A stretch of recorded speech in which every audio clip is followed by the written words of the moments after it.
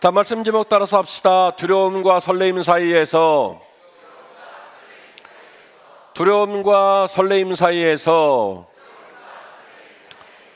2026년 첫 주 예배를 드립니다. 그러면 여러분 설레요, 설레요? 예, 설레이죠. 꿈도 있고 비전도 있고 올 한 해 내게 우리 집에 어떤 일이 일어날까라고 하는 설레임 있습니다. 그런데 2025년을 살아보고 2024년을 살아보니까 잘 됩니까? 잘 안 됩니까? 왜 대답을 안 해요? 잘 돼요? 잘 안 돼요? 잘 안 되죠? 안 되죠? 그러니까 둘 다예요. 설레이기도 하고 두렵기도 하고, 그죠? 국제 정세를 봐도 그렇고 국내 정세를 봐도 그렇고 내 몸 상태를 봐도 그렇고 쉽지 않아요. 주중에 우리 이상용 장로님이 많이 아프셔가지고 현재 병원에 입원해 계세요. 입원하시는 날은 중환자실로 가셔가지고 제가 얼마나 놀랬나 몰라요. 하룻밤 안녕인 것이 지금 우리 장로님이 병실에서 예배를 드리고 있으니까 송구영신 예배를 드리신 분이 지금 병실에 계시니까 얼마나 삶이 어렵습니까? 건강을 지키는 것도 또 자녀들이 아침에 학교 가고 직장 가고 저녁에 때 되면 따박따박 집에 들어오는 것도 사실은 멀쩡하고 일상적인 일 같지만 기적적인 일이고 감사할 일인 줄로 믿으시길 바랍니다. 다시 말씀을 드리면 새해를 맞이할 때 우리에게는 설레임도 있지만은 그만큼의 무게로 두려움도 있고요. 두려움이 우리를 누르지만 새해 벽두부터 두렵다고 포기하면 안 돼요. 여전히 설레이셔야 될 줄로 믿습니다. 우리가 두려움과 설렘 사이에 있는데 오늘 느헤미야를 여러분에게 소개해요. 2022년도에 설교했고 2025년도에도 설교를 했어요. 이 귀한 말씀 함께 나누고 두려움과 설렘 사이에서 새로운 소망의 길을 열어가는 저와 여러분 되시기를 주의 이름으로 축원합니다. 첫 번째 느헤미야 소개를 하려고 하는데 느헤미야는요 위대한 꿈에 비등하는 강력한 의지를 가진 사람이었습니다. 자, 여러분 꿈꾸는 거 쉬워요? 쉬워요? 꿈꾸는 일은 쉬워요. 그러니까 꿈 자주 꾸죠. 자다가 꾸기도 하고 밥 먹다 꾸기도 하고 운전하다가 꾸기도 하고 우리 아들이 이랬으면 좋겠다. 내 인생이 이랬으면 좋겠다. 꿈꾸는 걸 누가 맡겠습니까? 꿈꾸는 거 매우 쉬워요. 그런데 그 꿈을 이루어가는 건 쉽지가 않습니다. 많은 사람이 그래서 꿈을 꾸지만 그 꿈을 이루어가는 일이 쉽지 않기 때문에 꿈이 단차가 너무 커요. 꿈은 꾸지만 현실은 꿈과 상관없는 자리에 설 때가 너무나 많더라는 거죠. 내 삶과 꿈을 일치시킬 수 있는 가장 중요한 비결이 뭐냐면 강력한 의지입니다. 제가 오늘 비등하다라는 표현을 썼는데 꿈의 무게만큼, 꿈의 크기만큼, 꿈의 높이만큼 강력한 의지를 누가 가졌냐면 느헤미야가 가졌다라는 것이죠. 느헤미야는 페르시아의 수상궁에 활동을 하는, 그래서 떡 맡은 관원장, 술 맡은 관원장의 역할이 얼마나 중요한지 말씀을 드렸고 이 술 맡은 관원장을 맡았다는 얘기는 고관 대작이 되었다는 얘기인데 페르시아 왕 곁에서 페르시아 왕의 총애를 받는 고관 대작이 되었으니 나름 성공한 사람이죠. 그런데 오늘 박보영 목사님이 읽으신 본문의 말씀을 보니 어느 날 그 왕궁에서 직무를 보다가 고향에서 온 소식을 들고 온 친구에게 고향 얘기를 듣게 됩니다. 그가 전해준 얘기는 다음과 같습니다. 고향에 있는 사람들이 너무너무 힘들고 어렵게 살고 있다는 거예요. 거의 짐승처럼 힘들고 어려운 시간들을 보내고 있고 성벽은 다 무너졌고 성문은 불에 타서 이거는 성도 아니고 그냥 버림받은 벌판 같은 그런 비참한 모습이 이스라엘 예루살렘 고향이 그런 모습이라는 얘기를 전해 들었습니다. 느헤미야는 그 얘기를 듣고 그날부터 밥을 먹지 않고 근심에 쌓여 괴로워하고 힘들어합니다. 그리고 그의 마음에 꿈이 찾아오게 되죠. 아무도 하지 못하는 일, 제1차 포로기환, 제2차 포로기환, 지금 제1차 포로기환을 한 이후에 벌써 90년이라는 시간이 흘렀어요. 여전히 자기 고향이 불타버린 나대지가 돼 있는 모습이 이해가 되지 않아요. 학계 스가랴 스룹바벨을 비롯한 제1차 귀환팀이 복귀를 한 지가 벌써 90년, 2차로 복귀한 에스라도 현재 이스라엘 가 있어요. 그런데 포로 귀환을 하고 나서 90년이 지난 그 시점에도 여전히 그 땅이 버림받은 땅, 많은 사람이 폭정에 울고 있는 슬퍼하는 어둠의 땅이라는 얘기를 듣고 느헤미야는 생각하는 거예요. 내가 아니면 이 일을 할 수 있는 사람이 없겠구나. 먼저 가신 에스라도 계시고 스룹바벨도 있고 다 있었지만 아마 이 일은 하나님이 나에게 맡기신 것 같다라는 꿈을 꾸게 됩니다. 그리고 그 꿈 때문에 열반응이 시작이 되어지고 그 꿈 때문에 잠을 못 이루게 되고 그 꿈 때문에 밥도 못 먹게 된 것이죠. 여쭤볼게요. 페르시아 왕은 이런 느헤미야를 예루살렘에 보낼 마음이 있을까요? 없을까요? 아마도 이건 추측이지만 없을 겁니다. 왜냐하면 고대 사회의 왕들은 우리나라 이조실록에도 나와 있지만은 고대 사회 왕들은 수명을 다하고 죽을 왕이 별로 많지가 않습니다.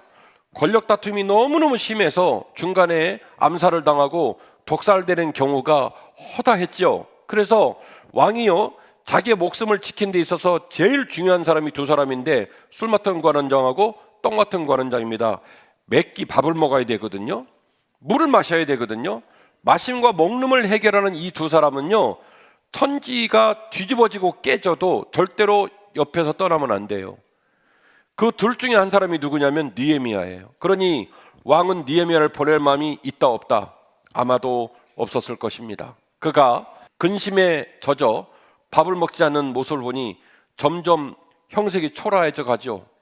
왕이 불렀습니다. 되게 애끼는 신하니까 도대체 왜 멀쩡히 있다가 그렇게 얼굴이 근심해로 가득 차 있고 잠을 못 이루고 그렇게 괴로워하냐라고 물어봅니다. 느헤미야가 말합니다. 왕이시여, 우리 고향이 처참한 상황이라 합니다. 많은 사람이 폭정과 억압에서 힘들어하고 성벽은 무너지고 성문은 불에 탔답니다. 그래서 이렇게 말을 합니다. 저로 하여금 일정 기간 동안 제 고향으로 돌아가게 하옵소서. 제가 가서 그 모든 성벽을 중건하고 그리고 다시 왕에게 돌아와 왕을 섬기겠나이다. 여러분, 이거 맞아요, 틀려요? 틀린 얘기예요. 수상궁에서 이스라엘까지 예루살렘까지 몇 킬로냐면 1500킬로예요. 당시 교통수단으로 가도 4개월 걸려요. 수많은 나라를 건너가야 되고 놀러 가는 게 아니라 장비를 들고 가야 돼요. 선반도 들고 가야 되고 드릴도 들고 가야 되고 장비를 다 들고 가야 돼요. 목재도 가지고 가야 되고 돌도 가지고 가야 되고 그래야 멀리를 할 수 있을 거 아닙니까? 그 머나먼 길을 가겠다고 왕한테 말을 하는 거예요. 갔어요. 그래서 성벽을 재건합니다. 성벽 길이가 2.5km입니다. 높이는 8m에서 10m입니다. 폭은 2.5에서 3m입니다. 안 놀래는 여러분이 난 놀래요. 저게 모형도인데요. 저 모형도는 좀 아쉬움이 있는 게 여러분 보실 때 오른쪽이 기드론 골짜기, 왼쪽이 흰농 골짜기인데 모형도에는 저렇게 높이 차이가 많이 안 나는 것처럼 보이지만 실제 가보면 굉장히 높이 차가 납니다. 그 안에 성벽이 있는데 저 성벽에 문이 몇 개가 있냐면 10개가 있어요. 무려 문이 10개입니다. 이 문 중에는 일상의 문도 있고 전쟁을 치르는 문도 있고 경제를 위한 문도 있고 이 문들이 달려 있고 이 성벽의 길이가 무려 2.5km. 그리고 말씀드린 대로 기드론 골짜기, 흰농 골짜기 그 고도차가 굉장히 있어서 공사하기가 굉장히 까다로운 지형에 놓여 있고요. 그리고 성벽의 높이가 8m에서 10m, 성벽의 두께가 2.5에서 3m 정도 되니 쉽게 할 수 있다 없다? 쉽게 할 수가 없어요. 가는 길은 1500km, 가서 해야 될 일이 바로 이 일입니다. 이걸 하겠다는 거예요. 이걸 해가지고 저 성을 완벽하게 안전한 공간으로 만들면 그 일을 해낸 사람이 얼마나 높아지겠어요? 얼마나 인기를 끌겠어요? 얼마나 주인공이 되겠어요? 그러면 거기 있어야 돼요? 다시 돌아와야 돼요? 여러분, 저 어마어마한 일을 해놓은 장본인이 저기 있어야 되겠어요? 다시 돌아와야 되겠어요? 당연히 거기 있어야죠. 개국공신 돼야 되죠. 그런데 느헤미야가 뭐라고 말하냐면 왕이시여, 저로 하여금 일정 기간 동안 고향 가서 일하게 해주십시오. 성벽을 재건하고 제가 다시 돌아와서 왕을 섬기겠나이다. 그 성벽을 재건한 그 성벽을 재건한 결과물에 대한 유불리를 나는 취하겠다, 취하지 않겠다? 취하지 않겠다는 거예요. 이게 바로 느헤미야의 꿈이었어요. 그리고 이 꿈을 이룰 수 있는 강력한 비등한 뭐가 있었냐면 의지가 있었어요. 비가 내리고 바람이 불고 하늘하고 땅하고 딱 붙어도 나는 이 일을 하고 싶다. 왕한테 얘기하는 거예요. 왕이여, 내가 이 유불리를 취하지 않겠나이다. 나를 보내셔서 성벽을 재건하게 하옵소서. 이게 느헤미야의 마음이에요. 느헤미야가 이 성벽을 재건하러 간다는 시점은요, 시기적으로 굉장히 많이 시간이 흐르고 그리고 지나버린 시간과 실패의 역사가 자리를 잡은 시간이에요. 1차 포로 귀환을 한 이후에 벌써 90년의 시간이 흘렀습니다. 성전 재건이 BC 516년입니다. 1차 포로 귀환은 BC 538년입니다. 약 몇 년 차이 나요? 20년 차이 나요. 무슨 얘기냐? 수르바벨과 학개스가라 이 많은 사람들이 움직이는 그 첫 번째 복귀를 한 사람들이 20년 기간 동안 성전을 재건을 못했다는 거예요. 왜 그랬죠? 거기에 있었던 사마리아 사람들 비롯한 많은 사람들이 성전 재건을 방해했기 때문에 무려 16년 플러스 마이너스 20년 동안 성전을 재건을 못한 거예요. 그러니까 느헤미야는 알아요. 지금 가면 성벽 재건이 어렵겠다. 선배님들도 가가지고 성전을 재건하는데 몇 년 걸렸습니까? 20년 걸린 거예요. 반대자들이 브레이크를 걸어가지고 16년 이상 중단을 했고, 그래서 20년 다 가서 516년 다 가서 성전을 재건했단 말이에요. 이스라엘의 포로기를 70년 따지는 이유가 남유다가 멸망한 시점, 성전이 무너진 시점에서 수르바벨 성전이 복구되어서 드려진 시점이 약 70년이에요. 그러니까 사실은 그 70년 기간 동안에 성전이 재건되고 난 다음에 90년이라는 시간이 흘렀으니까 그 90년의 시간이 얼마나 깊은 절망이겠어요. 된다 안 된다? 잘 안 된다. 그런데 느헤미야는 포기하지 않아요. 내가 가야 하고 내가 반드시 이 일을 해야 한다라고 마음을 먹고 왕에게 요청을 하게 됩니다. 느헤미야는 꿈을 위해 움직이고 포기하지 않고 헌신했습니다. 느헤미야가 수상공을 떠나서 예루살렘을 갈 때 왕한테 이런 얘기를 합니다. 왕이요, 모든 관료들에게 전화하셔가지고 카톡 보내셔가지고 제가 성벽을 재건하는 데 필요한 공구와 공사 장비들, 재료들을 마음껏 공급받을 수 있도록 저를 도와주세요. 그리고 지나가는 길에 많은 나라가 있잖아요. 거기 도지사 다 전화해가지고 우리 일행이 가면 여권, 비자 이런 얘기 없이 할 거 없이 그대로 통과할 수 있도록 도와주세요. 이런 말을 했습니다. 여러분, 이런 말을 하면 왕이 기쁘게 그 말 들어줄 것 같습니까? 너 선 넘었다. 너 보내주는 것도 어딘데 네가 뭘 잘했다고 가면서 그걸 다 달라고 얘기하냐. 이 말은 무슨 얘기냐면 느헤미야가 이미 페르시아의 수상궁에 있을 때 왕에게 그만큼의 크레딧, 신용을 갖고 있었다는 거예요.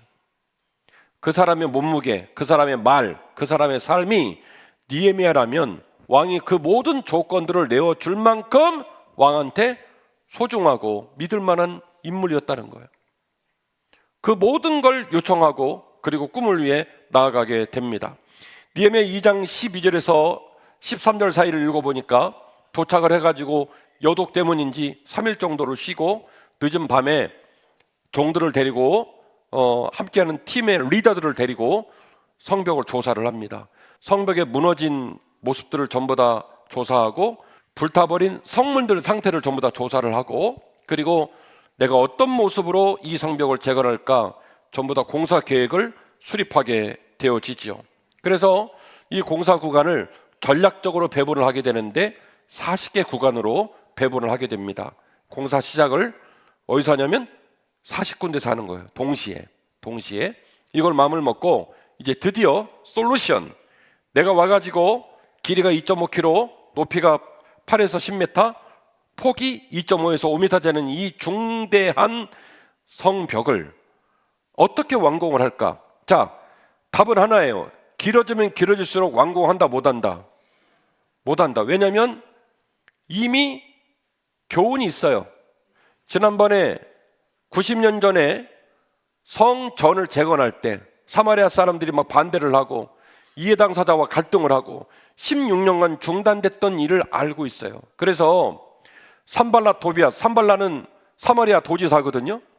이 산발랏 도비아를 비롯한 이해관계자들이 예루살렘 성벽이 재건이 되면요, 어떤 일이 벌어지냐면 그 안에 사회, 정치, 경제, 문화 이 모든 것들이 안전하게 돌아가고 드디어 이스라엘의 거점, 이스라엘의 행정적 거점이 예루살렘으로 돌아오는 거예요. 갈릴리도 사마리아도 유다도 3계도로 되어 있잖아요. 그 모든 일의 중심이 어디냐면 유다도거든요. 유다도 중심의 핵심이 어디입니까? 예루살렘이고요. 예루살렘 성벽이 완전히 수복된다, 이 말은 모든 리더십이 다시 예루살렘으로 돌아온다는 말이에요. 그러니 산발랏 도비아를 비롯한 이해관계자들이 가만히 있겠습니까? 난리를 치죠. 조서를 써가지고 막 왕한테 투서를 보내고 난리를 치는 거예요. 그래서 이 공사를 못하게 하려는 사람들 때문에 시간이 길어지면 이 공사는 완성을 할 수가 없습니다. 그래서 40군데를 특정을 하고 40군데에서 동시다발적으로 공사를 진행할 마음을 먹죠. 그렇게 하고 며칠 만에 공사를 끝내버리냐? 52일 만에 끝내버립니다. 52일 만에 공사를 완공하니까 대적자들은 못 짓게 하려고 회의를 하고 글씨를 쓰고 현수막을 만들고 그러다 끝나버린 거예요. 뭔가 본격적으로 성벽을 짓지 못하게, 딱 봐도 1년은 넘게 걸린다, 딱 봐도 2년은 걸리겠다, 그러니까 차분차분 준비를 해가지고 절대로 공사를 못하게 하려고 했는데 우물쭈물 하다 보니까 공사가 끝나버린 거예요. 느헤미야는요, 이런 지혜와 이런 강력한 의지를 갖고 있었어요. 학생들은 공부를 해야 되고요, 우리 어른들은 돈 벌고 자녀를 양육하고 저는 목회하고 우리 모두에게 계획들이 많아요.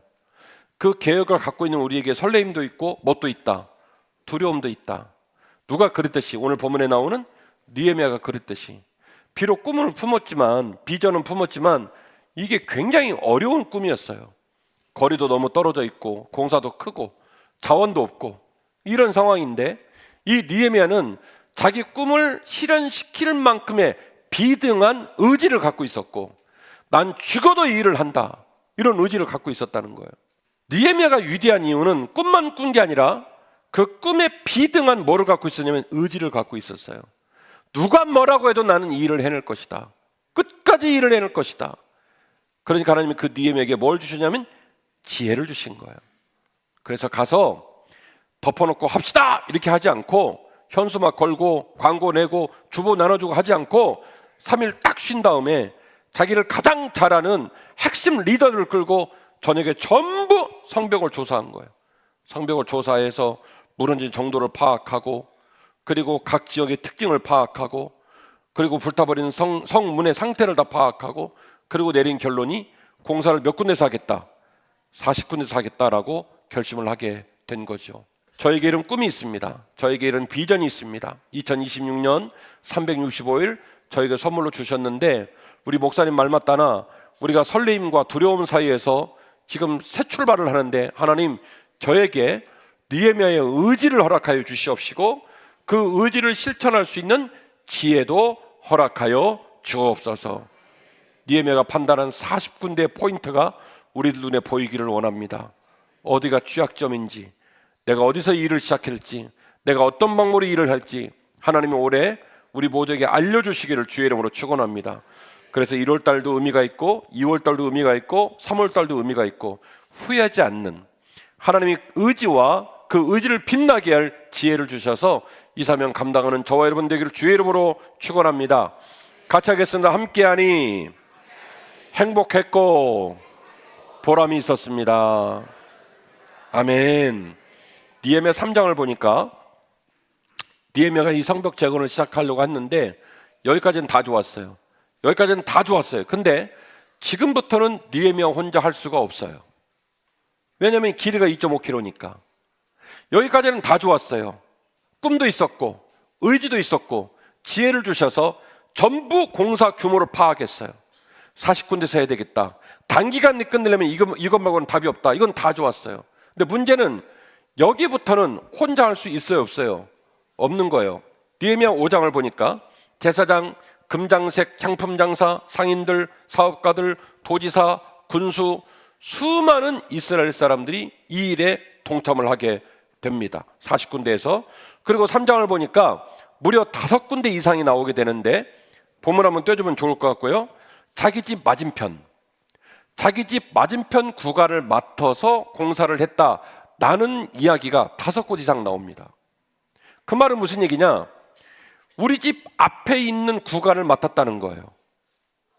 나중에 성벽이 재건되고 나면 커피 한잔 들고 성 위에 올라가 걸터 앉으면 해지는 석양을 볼 수 있는 그 견고한 성, 그 성이 견고하면 우리 집이 안전하고 그 성이 무너지거나 불타면 제일 먼저 우리 집이 피해를 보는 나하고 가장 관련 있는 성벽을 백성들이 맡았다는 거예요. 그러면 그 일을 잘했겠어요? 허투루 했겠어요? 잘했겠죠. 왜냐하면 나하고 직접적 연관이 있는 우리 집 앞에 있는 쪽을 맡은 거예요. 그 구간을 맡았습니다. 이게 몇 팀이면 40팀이에요. 여러분 생각해 보세요. 백성들이 다 나서지 않아도 40포인트에서 공사를 하려면 일단은 현장 소장이 몇 명이 필요해요? 일단 40명 필요한 거예요. 40명. 그럼 현장 소장이 돌을 자릅니까? 시멘트를 비빕니까? 공구를 다룹니까? 계측을 합니까? 할 수 없거든요. 최소 현장 소장만 40명이에요. 거기에 수많은 백성이 달라붙은 거예요. 높은 자, 낮은 자, 가진 자, 가난한 자 할 것 없이 모든 사람이 자기 역할을 감당한 거예요. 저는 최근에 할렐루야 찬양대를 보면서 너무 신기한 거예요. 할렐루야 찬양대에 솔리스트 4분이 2025년도에 오셨걸랑요. 그 솔리스트들이 찬양을 잘해요. 그래갖고 할렐루야 찬양대가 이렇게 찬양을 잘하나요? 솔리스트 4분 혹시 본인들이 그렇게 생각하세요? 땡이요. 잘하죠.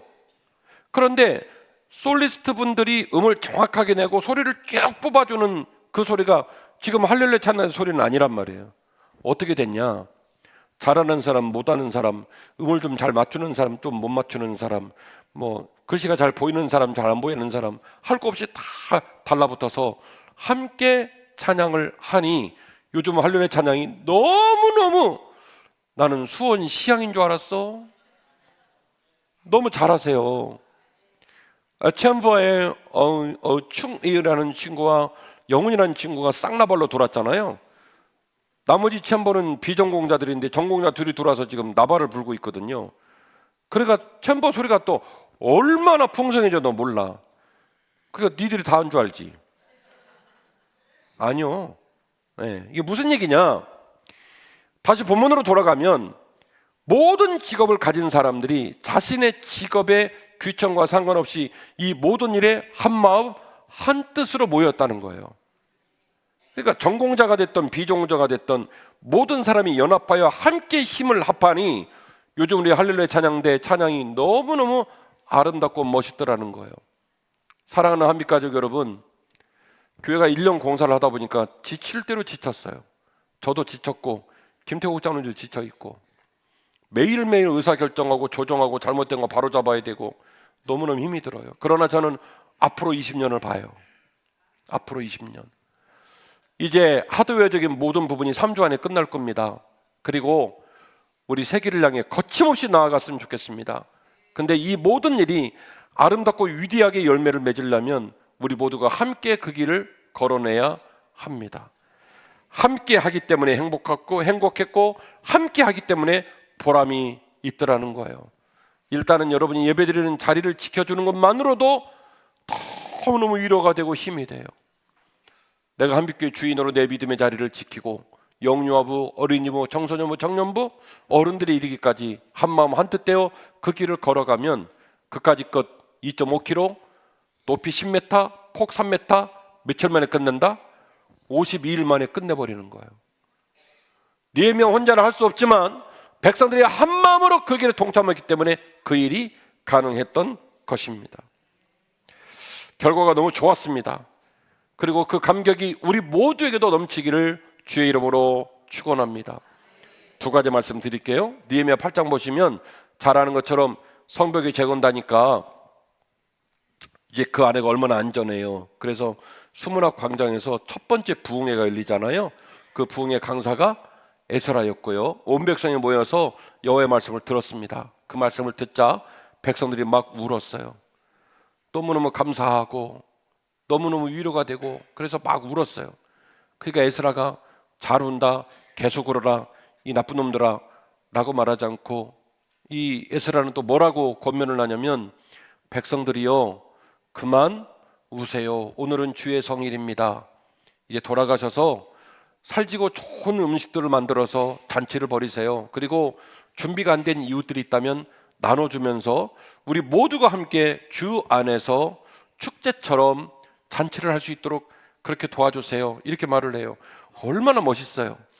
백성들은 수문학 광장에 모여서 하나님 말씀을 나누고 은혜를 받고 그 은혜를 받은 백성들은 하나님 앞에서 불순종했던 것들, 어려웠던 것들을 간증하며 울고 그 우는 모습을 보고 학사 에스라는 또 그들을 위로하기를 그만 울라고, 오늘은 주의 성이라고 집에 돌아가서 잔치를 베풀라고 얘기하니까 천국이 따로 없죠.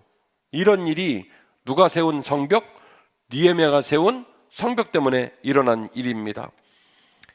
느헤미야 13장을 보면 어떤 얘기가 나오냐면 당시 이스라엘 지역에서 제일 돈이 많이 돌고 제일 사업을 잘하는 사람들이 어디 있는 사람들이면 두로와 시돈 사람들이에요. 우상도 많이 만들고 저 지중해 바닷가에 있는 사람들이거든요.